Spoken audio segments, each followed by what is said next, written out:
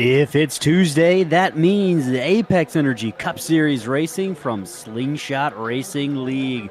Good evening, everybody. My name is Ellis Thomas. I am joined in the booth by my co-broadcaster, Chris Smith.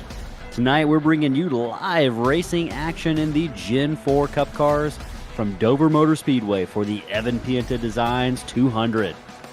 Reaching completion in 1969, the construction of Dover International Speedway took just 3 years. That was a long time, actually, though, compared to other tracks built during that era. Part of the extended construction time was due to the complex also being used for horse racing. When the facility was finally ready for NASCAR wheels to touch their newly paved asphalt, none other than Richard Petty was there to take the first checkered flag. After it opened, the original publicist for the track actually said that it's set for, 7 years or so with pretty low attendance, and the track nearly shut down. It was actually the fist fight in the 1979 Daytona 500 between Cale Yarborough and Donnie Allison that brought fans to the track in droves for the first time. Should be noted, I mentioned asphalt earlier, but in 1995 the track replaced that asphalt with concrete, making it just the second track after Bristol Motor Speedway to do so, giving the track a truly distinct character and identity drivers either love or hate. Chris, in 2006, Dover rebranded and renovated the facility to include a 46-foot-tall, menacing monster named Miles, an homage to the track's nickname, the Monster Mile. It could be seen half a mile away from the local highway. Just like a monster, if you aren't careful, this track will reach out and bite you with its sweeping but sharp turns and narrow track surface. What do you expect, Chris, to see out of drivers if they are to stay out of the Monster Miles clutches tonight for 200 laps? Well, you mentioned it before. This track surface is very different than a lot of the other ones.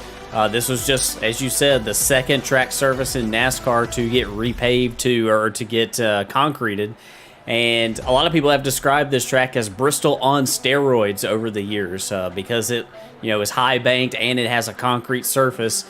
This is twice the length of Bristol Motor Speedway, but tire degradation here is critical, especially in cars like these that have so much horsepower. You're going to see drivers slipping and sliding, and managing that right front and trying to keep that underneath you for the entirety of a run is going to be super, super important. This track really, really wears that right front out, so drivers are going to have their hands full with that. We got 200 laps here tonight. With that extra tire wear comes an extra set of tires in the pits.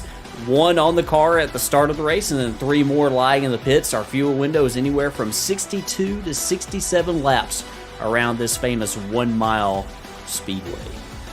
Absolutely. So as you mentioned, Chris, you said these drivers are going to have a challenge ahead of them for 200 laps tonight. We've got a 200-lap race coming up for you, but before we do that, we're going to do a weekly tradition. We're going to play the national anthem, and when we come back from that break, we are going to be having some stories to talk about to get you set up for the race ahead. We'll be back in just a moment.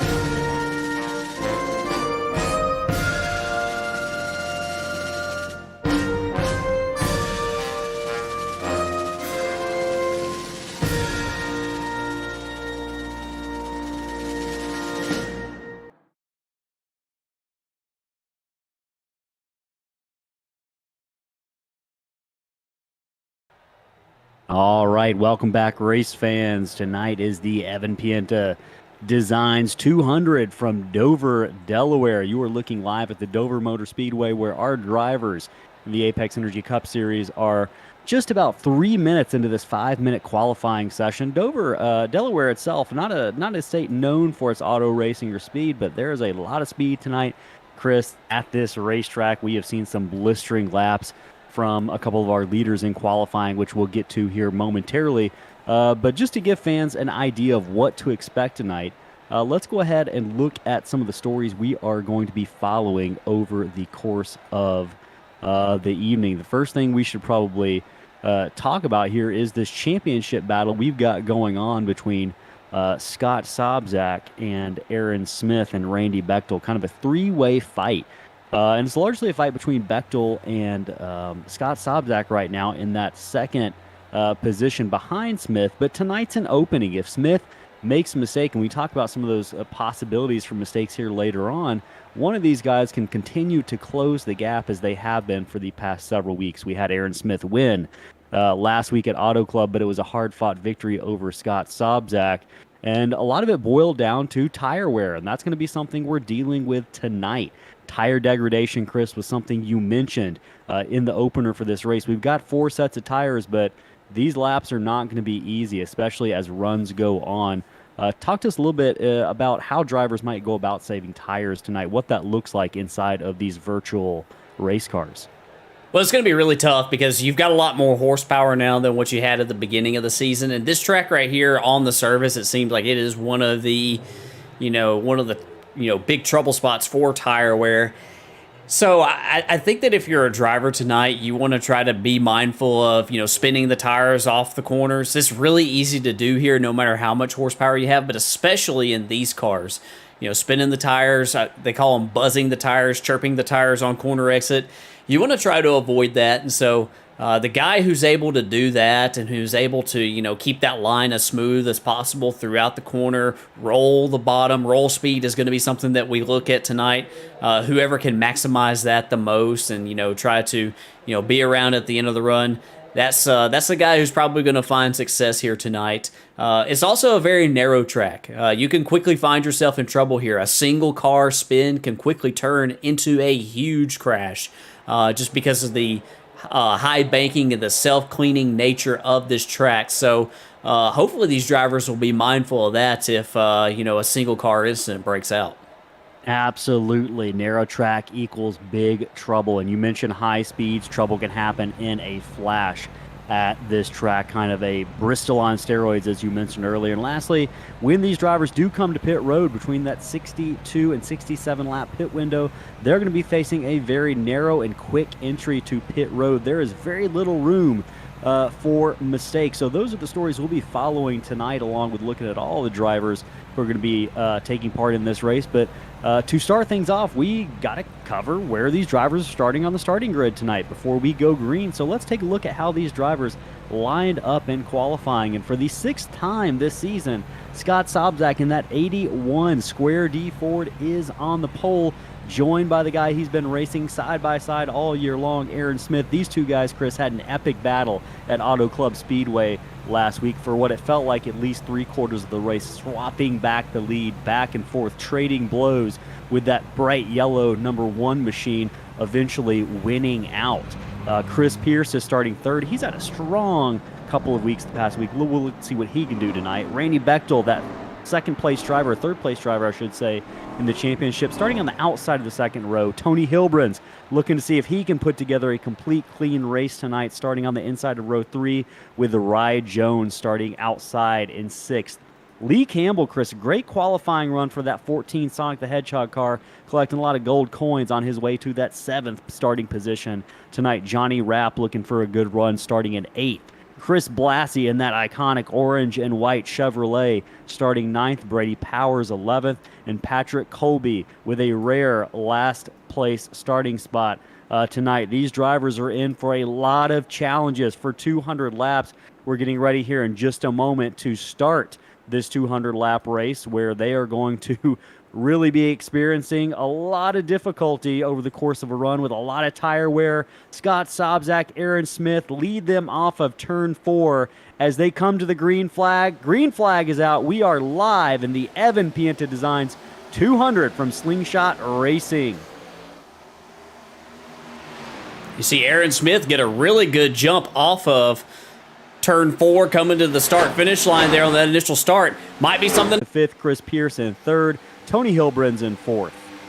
They head down into turn 3, where Scott Sobczak has now about a quarter of a second lead on that second place car of Aaron Smith. But right now, all cars are single file as we complete lap number 2 of this race at Dover, as we watch the 25 car and the 92 battle back and forth for that 3rd position, with that 92 of Tony Hilbrand's drawing even with the rear bumper of Chris Pierce. That's the closest action we've got on the track right now. That is the battle we are looking at.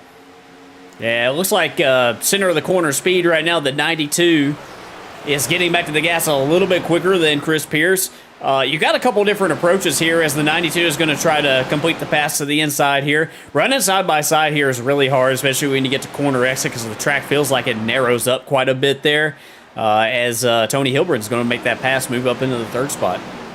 Absolutely great pass for Tony, and I think that's what we saw to Aaron Smith on lap 1. He ran that outside, and it created a bit of momentum, but he couldn't carry it off the corner without getting into the wall, so he had to let off, as we see Johnny Rapp drop all the way back, classic Johnny Rapp fashion, saving tires right now. But Aaron Smith in 2nd place, settled in very nicely. Tony Hilbrand's in 3rd. Chris, we've been talking about Tony Hilbrand's all season long. He's shown a lot of speed, but one thing Tony has struggled with is, just not being able to finish races.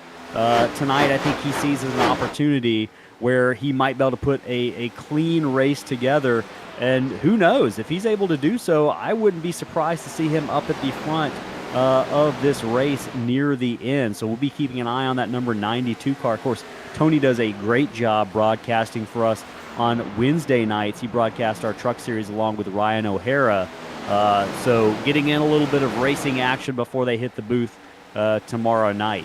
Chris Pierce right in behind him in the 4th place. Randy Bechtel slipped back just a little bit in 5th place. He's fallen back into the clutches of Rye Jones, his payday teammate. Rye missed last week at Auto Club, but has returned this week, and he is picking up right where he left off the race before, as he looks to see if he can take over a top 5 position. But Lee Campbell, Chris, I just want to mention, Lee is running in 7th right now. He's having a nice little battle with Brady Powers behind him for that 7th position. But right now, Lee in that 14 car holding his own. I know that will please his number 1 fan, Maddie Campbell, in the chat right now, rooting for Lee. But Lee's getting passed on the bottom by that 22 car of Brady Powers right now. But still a really good race in the early goings of the Evan Pienta Designs 200 for Lee Campbell in that 14 car.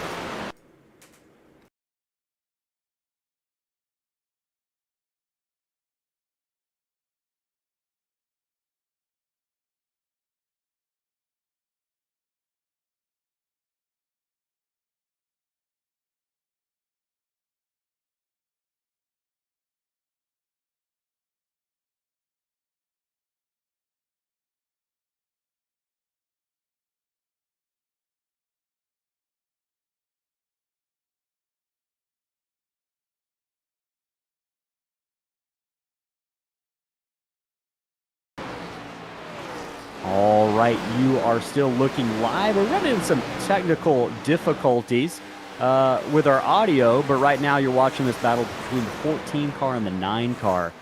Great battle on track. Yeah, and it looks like, like you were mentioning before, Lee Campbell had a really good qualifying. Oh, as Brady Powers, the 22 car, it tags the wall a little bit there off of turn 4. Keeps it going straight, though. Yeah, Lee Campbell showing some nice speed tonight. And, sometimes when you get to a track that's just a little bit different than the conventional one, you can see a little bit of speed out of, maybe some competitors who have been waiting for this type of opportunity. And maybe this is the race that Lee Campbell's been looking for, because he was mixing it up there.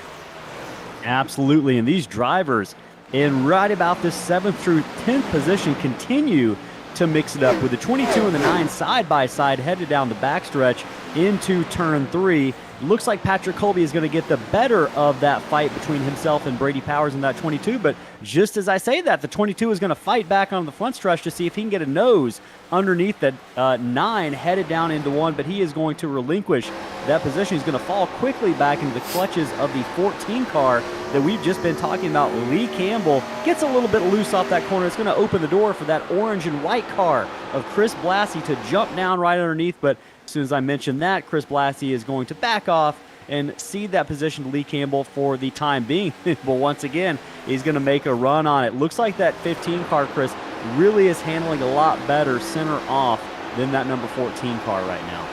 Yeah, he's looking really, really good right now. And honestly, I think all of our drivers are looking good. They seem to have a pretty good mentality of getting in line and settling in. I'll say this right now. I saw a lot of crashing going on in practice earlier today. And I was a little bit worried as Lee Campbell get tags to the wall there. I think he kind of got stuck to it a little bit. But it seems like everybody's really minding their P's and Q's now, gotten everything sort of in order. And I'm going to be really curious to watch this tire fall off here over the course of this run. That's something that, we talked about earlier at the very beginning here. And, right now we're circulating the 17th lap of this race. Currently, our leader, Scott Sobczak, turned a 23.8.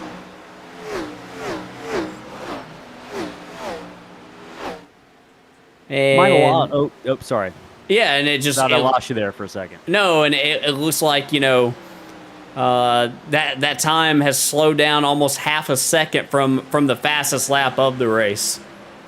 Absolutely, and that's something you and I were talking about a little bit before the race. We were looking at those time differentials as the laps clicked by, and we're only 15 or 18 laps in now, Chris, and this is only going to get worse. The worse these tires begin to handle, the more wear they have on them. As you see that 15 car get just a little bit loose off the corner there, the more wear these cars have on those tires, the worse those tires are going to do on the track, and it's almost like a kind of exponential wear that gets put on those tires over the course of the run. So we'll continue, like you mentioned, to keep an eye on that. But right now, it's all Scott Sobczak picking up right where he left off after such a strong race, kind of heartbreak there at the end for him.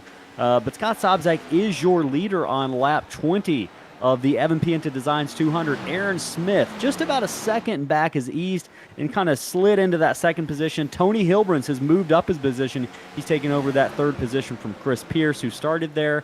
Chris Pierce hasn't really lost much other than that single position. He is in the 4th slot right now, Chris. And just speaking of that 25 car, you and I noted this. We were talking a little bit before race, during pre-race, and Chris Pierce is a driver that I just continue to see him get better and better and better each week. I think this higher horsepower, lower downforce car tends to suit his driving style just a little bit better than that original ARCA car we began the season with.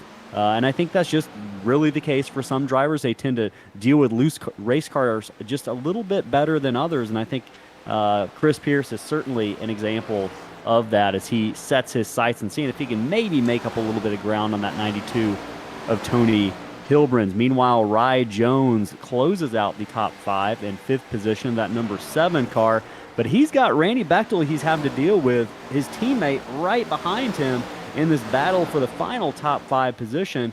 Randy Bechtel is someone that we have not seen start really close to the front this season, but Chris, every week by races in, as we see him make the pass right now on Rye Jones, every week we see Randy Bechtel finishing in 2nd or 3rd. He's always bringing a podium finish. What does Randy do in your mind what's that key to success over the course of 200, 150 laps? What does Randy do that makes him so successful? Well, I think that, a lot of times he's qualifying good. I think he's qualifying top 5, but in a lot of the races, but he hasn't, been up on the front row with Aaron Smith and Scott Sobczak each week. I think that Randy, and you saw him here, tonight, he slipped back to a few spots at the beginning of the race. He's not interested in going out here and hot lapping. He's interested in being fast at the end of the run. He's interested in being fast over the course of a race, and that's just Randy's style. That's Randy's MO, and it's served him very well. We've raced against him quite a bit, and more times than not, it winds up working out for him in the grand scheme of things. And he's looking really, really good tonight.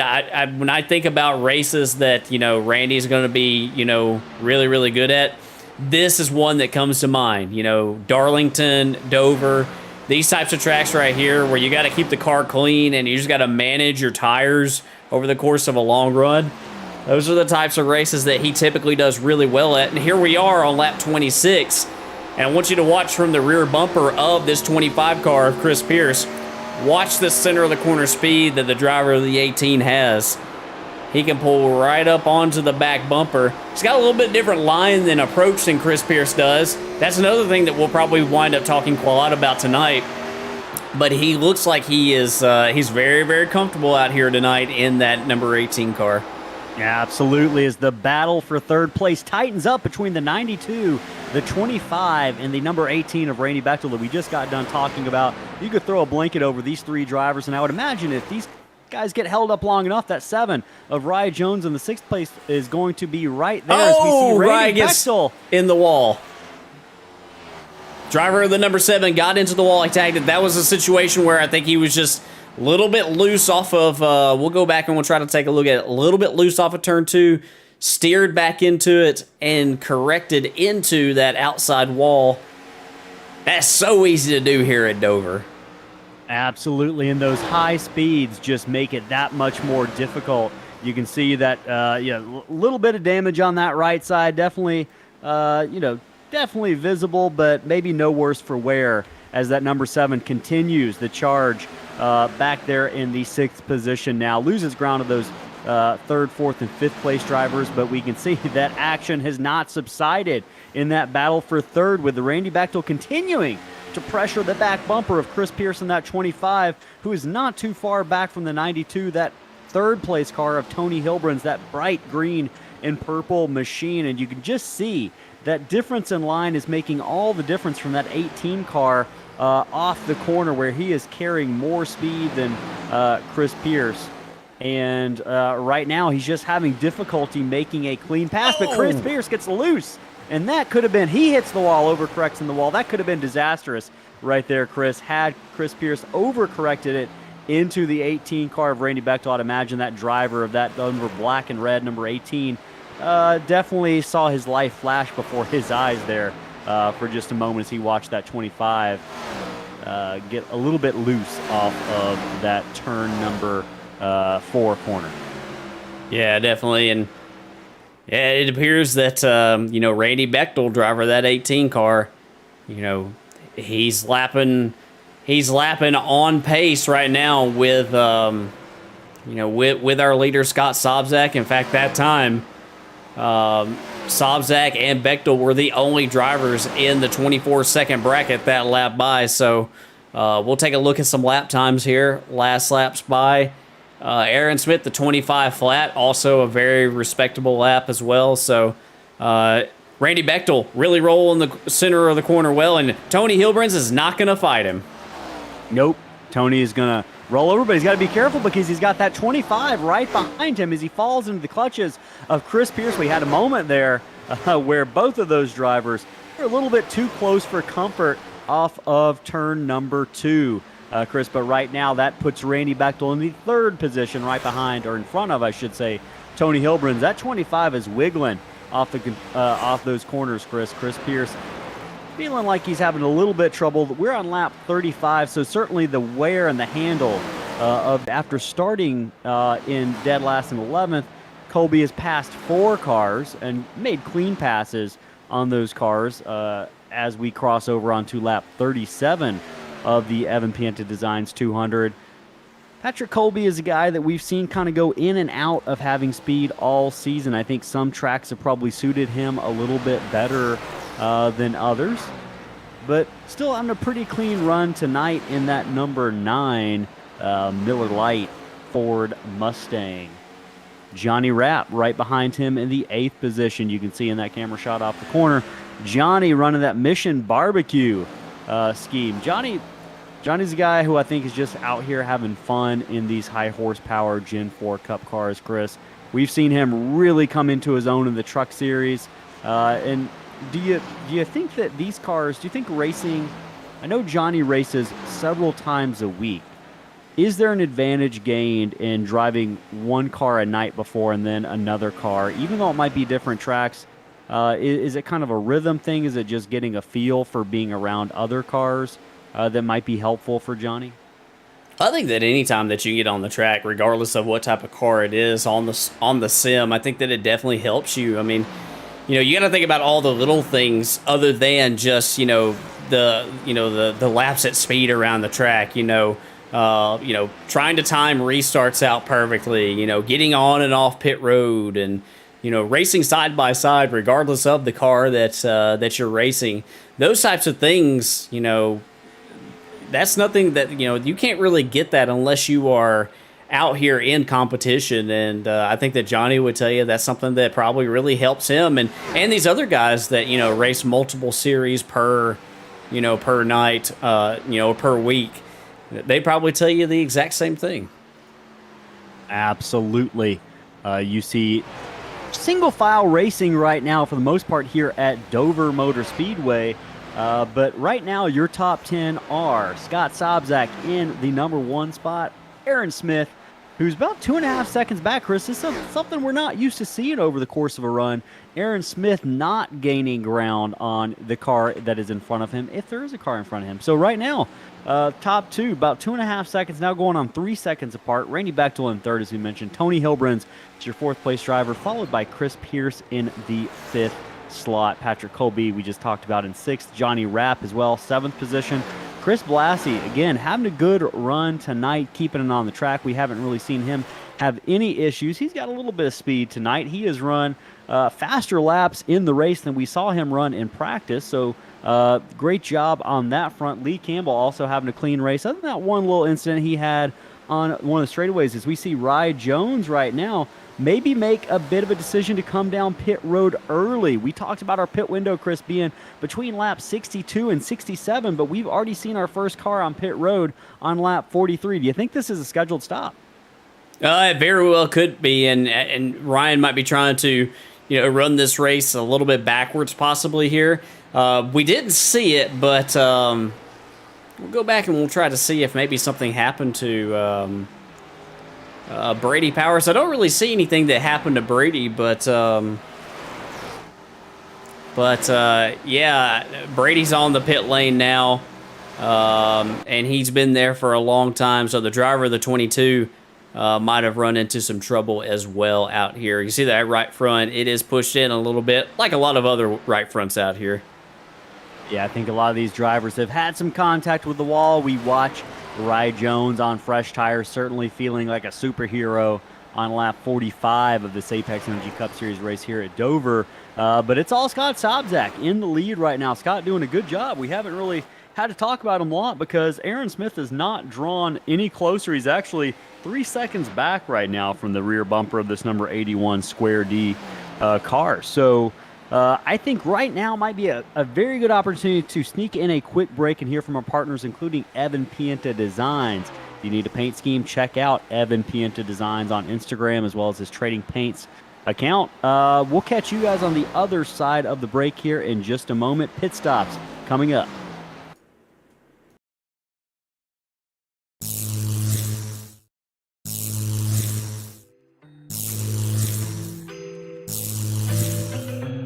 How do we get these one-of-a-kind amazing trophies?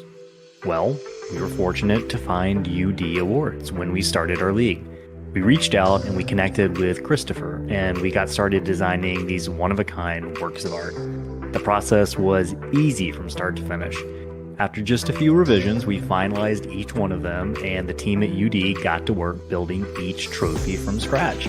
They're a small team, but they've got the ability to do just about anything your brain can imagine.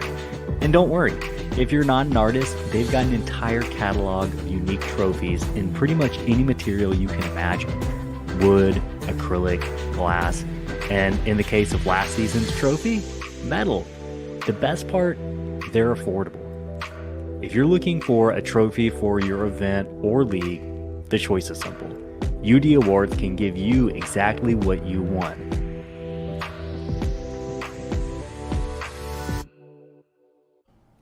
Are you looking for high-quality, affordable sim racing paint schemes and graphics?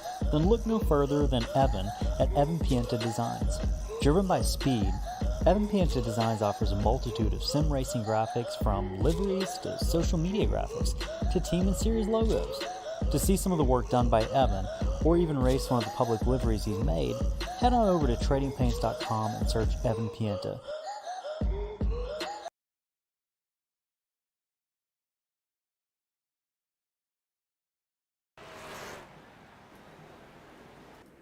Go ahead. All right, you are looking live at Dover Motor Speedway. Our first pit stops have begun as Scott Sobczak rolls down pit road. Your leader is on pit road at this moment. Chris, we talked about the pit window being somewhere between lap 62 and lap 67, but this is certainly earlier than we expected to see tonight. What's bringing these drivers in a little bit early? Well, I mean, like, it is early on the pit window side of things, but if you're trying to run this race in quarters, like it seems like Scott might be doing, and you're probably going to see, the rest of, the field start to make their stops as well. If you're trying to do that, this is probably, the right time to pit. One thing I do want to mention, Rye Jones came 10 laps ago, and here he is. If this thing cycles through, he's going to be running second behind Scott Sobczak. So is that a lesson to the rest of the drivers that short pitting might be the strategy in terms of if we're looking at a green flag race tonight? Right now we're on lap 54, over a quarter of the way in the Evan Pienta Designs 200, and we are caution-free, what has become a theme for the Apex Energy Cup Series. I think there are maybe some lessons to be learned, but right now Aaron Smith inherits the lead. We're about 8 laps away from that pit window, but hey, look who's drawn right back up on the back bumper of Aaron Smith for the lead. That is Randy Bechtel in the number 18 car. Really, Randy putting a great race together so far tonight. Not a surprise, I think, to us, but nonetheless, great effort as he is not far off the back bumper, as close as he's been for a while. But we see that number 18 duck down to pit road. Randy Bechtel is headed in to get a fresh set of tires, the third car tonight to do so. Yeah, and he's coming in a lap before Aaron Smith is, or maybe 2 laps. I don't know when Aaron Smith is coming in, but the point is that he is pitting before the driver of the 1 car, so this could be the move that puts Randy Bechtel ahead of Aaron Smith. Passing on pit road is a lot easier than passing on the track. You are absolutely right, and this is a theme we've seen develop over the course of the season, is this question, especially at races where we've got 4 total sets of tires. Do you pit early and try to gain that advantage? Because right now, the longer Aaron Smith stays on the track, the more time he's going to lose, at least in the short run, to these guys who are pitting before him. Now, over the course of a longer run, you might be able to make up for that, as we've seen Aaron Smith do week after week. But right now, he keeps the lead, but he's going to pay a price here, at least in the short term, for staying on the track with these older tires. Right now, we're on lap 58 of 200. We're about 4 laps away from the pit window that we've been told. Okay, Randy, we got an alert that Randy Bechtel may have crashed, but that was just a normal pit stop. Sometimes our technology can kind of have a false detection of a crash, but Randy rejoins the track on the backstretch, and he is going to come out as it stands in front of that number 1 car by, looks to be about, I'm looking at my time here, I can't really tell the full time, maybe about a few seconds or so based on the telemetry I see right now on my end. So right now, Aaron Smith is still your leader, but Randy Bechtel is going to come out in front of him, and he's only about a lap down right now. So that's going to be good news for Randy, who will likely be able to make that pass on Aaron when Aaron Smith comes into the pits. And if you remember, before this pit cycle began, Randy Bechtel was behind that number 1 car. But I would imagine Aaron's got a plan, Chris. He's not just throwing this thing away early. I can guarantee you that.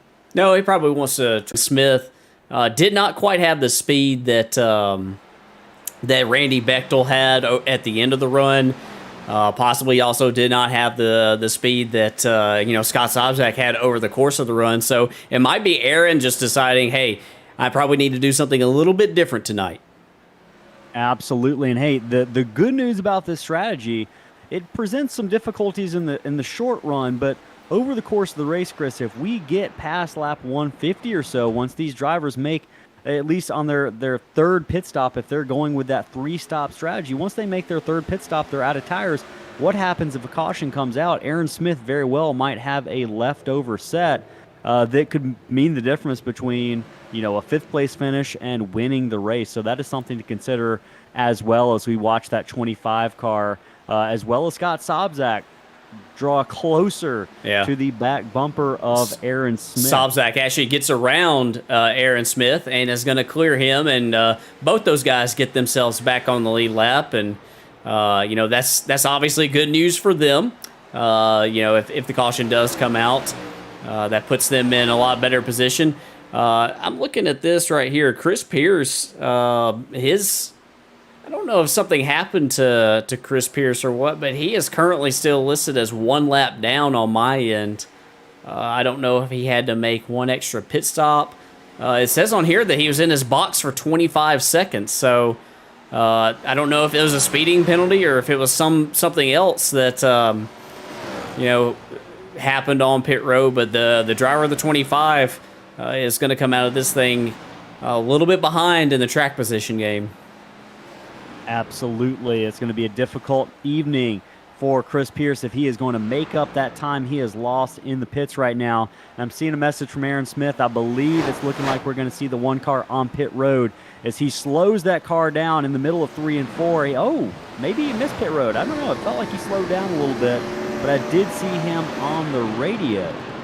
So I'm curious to see what he was maybe messaging about, maybe an early call for pit road, but he passes it another time, Chris. And you can see he's really running into difficulty with these cars that are on fresh tires.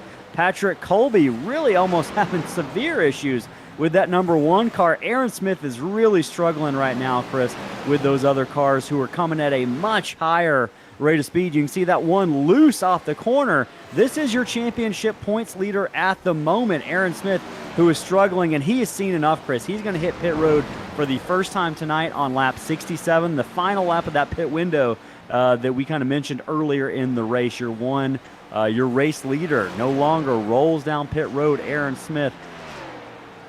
Pit road speed is very slow tonight, Chris. This one, got to feel like he's going at a snail's pace if you're in the cockpit of that car right now. Yeah, it does, and this is a very, very slow pit road, slower than all the others, and so this is a tough pit road as well too, especially when you have traffic on it. But obviously, Aaron Smith is on pit road by himself here.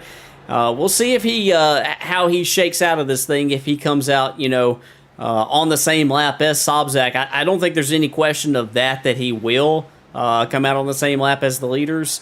The question's going to be how far back does he fall, and actually I might have misspoken there. We'll just have to wait and see if he's on the same lap as the leader. Yeah, well, if you remember that pass that Scott Sobczak made a moment ago was to get back on the lead lap, and we're looking at lap times of around 23 seconds or so, Chris, and the average time on pit lane, based on my calculations, is somewhere in the 47-second mark. Now, I'm not a math teacher. You aren't either, but my math tells me that's a 24-second differential between the time you're spending on pit road, going at a really slow speed, and the time that you are spending taking a lap around this track. So right now, our scoring is showing Aaron Smith back to the 7th position.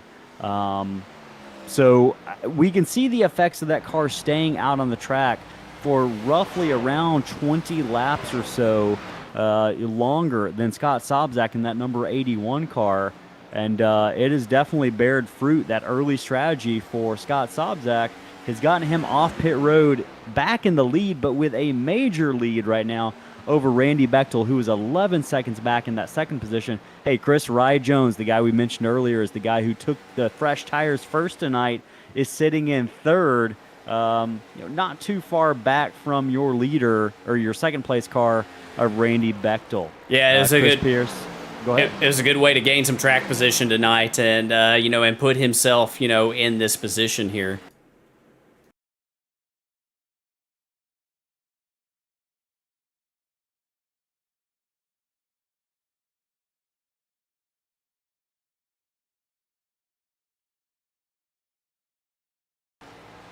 All right, so we took a quick break there. We are, as you have noticed, experiencing some technical difficulties here on Slingshot TV with our stream. So unfortunately, we're going to take just a moment to iron out those kinks, those wrinkles, and we will be back here in hopefully just a few minutes to come back live to the Evan Pienta Designs 200 here at Dover Motor Speedway. We will be back shortly.